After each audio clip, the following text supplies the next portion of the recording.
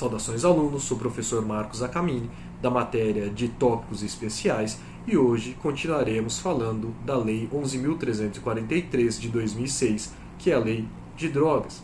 Falaremos hoje sobre as figuras equiparadas. O artigo 33 caput da Lei de Drogas é sobre o tráfico propriamente dito.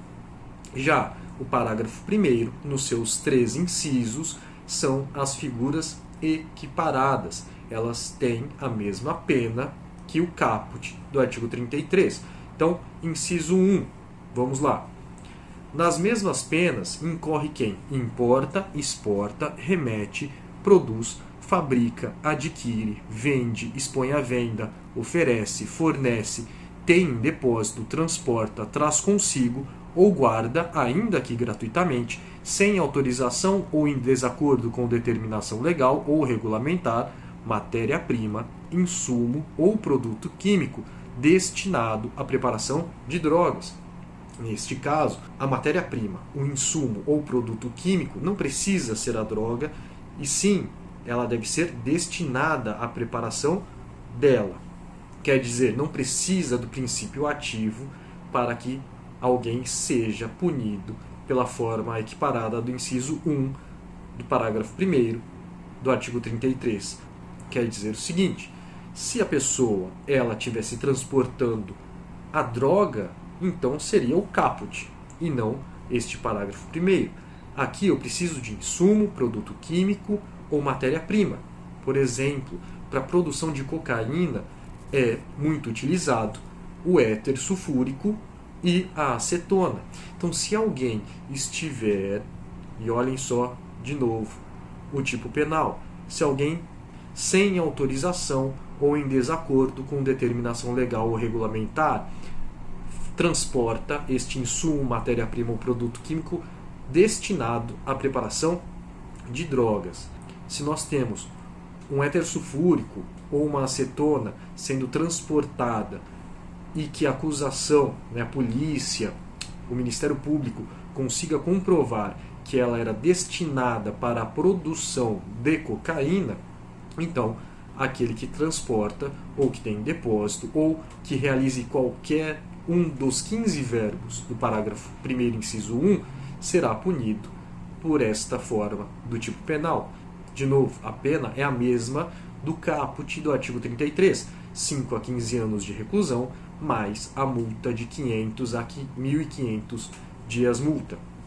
Então, o inciso 1 do parágrafo 1º do artigo 33 é o tráfico ilícito de produtos químicos, insumos ou matéria-prima destinadas à preparação de drogas, porque está em desacordo com determinação legal ou regulamentar. Passemos ao inciso 2.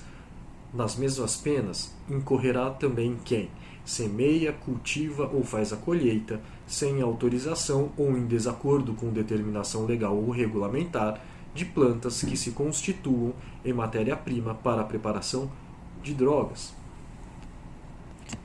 Observem bem, esta planta que é semeada, cultivada ou colhida não precisa diretamente originar uma droga. Ela pode ser, por exemplo, uma planta que dá algum sabor, coloração ou qualquer outra característica a uma droga específica, a cocaína, a maconha ou qualquer outra que pode ser misturada com esta planta que é do inciso 2 do parágrafo 1º do artigo 33. E percebam bem, aqui a lei fala que deve ser sem autorização ou em desacordo regulamentar ou determinação legal. Quer dizer, pode sim plantar, caso haja uma autorização, caso haja uma obediência à autorização legal ou regulamentar. Se desobedecer, então será o caso aqui do inciso 2 do parágrafo 1º do artigo 33. Um exemplo é o artigo 2º da Lei 11.343, que tem o seguinte conteúdo: ficam proibidas em todo o território nacional as drogas, bem como o plantio, a cultura, a colheita e a exploração de vegetais e substratos dos quais possam ser extraídas ou produzidas drogas, ressalvada a hipótese de autorização legal ou regulamentar bem como o que estabelece a Convenção de Viana das Nações Unidas sobre substâncias psicotrópicas de 1971 a respeito de plantas de uso estritamente ritualístico religioso. Parágrafo único. Pode a União autorizar o plantio, a cultura e a colheita dos vegetais referidos no caput deste artigo exclusivamente para fins medicinais ou científicos em local e prazo determinados, mediante fiscalização, respeitadas as ressalvas supra-mencionadas. Portanto, estas plantas podem ser cultivadas se houver uma autorização em razão de uma finalidade médica científica ou se for estritamente de cunho religioso. Um caso famoso é o Santo Daime, em que as pessoas se reúnem para tomar o chá da planta chamada ayahuasca, e ele tem efeitos psicotrópicos. Como é estritamente ritualístico religioso, então pode ser utilizada esta planta. Portanto, se for achada essa plantação, ocorrerá o inciso 1, 2 e veremos o 3 também.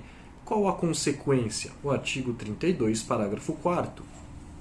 As glebas cultivadas com plantações ilícitas serão expropriadas conforme o disposto no artigo 243 da Constituição Federal, de acordo com a legislação em vigor.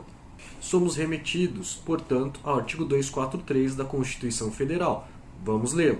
As propriedades rurais e urbanas de qualquer região do país, onde forem localizadas culturas ilegais de plantas psicotrópicas ou a exploração de trabalho escravo na forma da lei, serão expropriadas e destinadas à reforma agrária e a programas de habitação popular, sem qualquer indenização ao proprietário e sem prejuízo de outras sanções previstas em lei, observado, no que couber, o disposto no artigo 5º.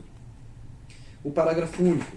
Todo e qualquer bem de valor econômico apreendido em decorrência do tráfico ilícito de entorpecentes e drogas afins e da exploração de trabalho escravo será confiscado e reverterá a fundo especial com destinação específica na forma da lei. Aqui haverá a chamada expropriação-sanção, que na verdade é um confisco, porque não existe nenhuma indenização a ser paga a quem perde o bem. As propriedades podem ser tanto rurais quanto urbanas.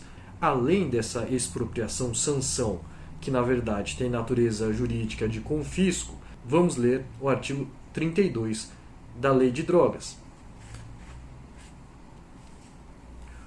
O caput fala que as plantações ilícitas serão imediatamente destruídas pelo delegado de polícia na forma do artigo 50A, que recolherá quantidade suficiente para exame pericial de tudo o lavrão do auto de levantamento das condições encontradas, com a delimitação do local, asseguradas as medidas necessárias para a preservação da prova. Além da expropriação-sanção da propriedade, que ela será totalmente confiscada, não só aquela área que foi cultivada, mas toda a sua propriedade, haverá a imediata destruição das plantações. O delegado de polícia vai reservar uma parte para eventual contraprova futura, porém destruirá a plantação que estiver ali naquele local. Já o inciso 3 fala sobre a utilização de local ou bem de qualquer natureza para o tráfico. O inciso 3 tem o seguinte conteúdo: nas mesmas penas incorre quem utiliza local ou bem de qualquer natureza de quem tem a propriedade, posse, administração, guarda ou vigilância, ou consente que outrem dele se utilize, ainda que gratuitamente, sem autorização ou em desacordo com determinação legal ou regulamentar para o tráfico ilícito de drogas. Então aqui é quem é proprietário de uma casa, ou de um carro, ou de um sítio, um comércio, um restaurante, e utiliza este local para o tráfico. Então o proprietário, ele será pelo inciso 3, mas neste inciso também fala de quem tem a posse, administração, guarda ou vigilância. Então aquele que tem a posse, administração, guarda ou vigilância também poderá ser punido com base no inciso 3. Mas e o proprietário? Ele tem uma responsabilidade objetiva ou subjetiva? No informativo 851 do STF, que é de 2016, houve em plenário o julgamento na qual Gilmar Mendes era o relator do recurso extraordinário 635336 de Pernambuco, em que chegou-se à conclusão que a responsabilidade é subjetiva, embora muito próxima da objetiva. Isso quer dizer o quê? No voto, o ministro Gilmar Mendes disse que presume-se a responsabilidade do proprietário, mesmo que ele tenha cedido, locado ou de qualquer uma outra maneira dado posse a terceiro, presume-se que ele sabia que o local é utilizado para o tráfico de drogas. Então, o ônus de provar alguma coisa é do proprietário. Ele deve provar que não sabia que havia tráfico naquele local em que ele é proprietário. Assim, terminamos as formas equiparadas do tráfico do caput do artigo 33 e na aula que vem damos continuidade ao artigo 33 nos seus parágrafos 2º e 3º. Bons estudos e até mais.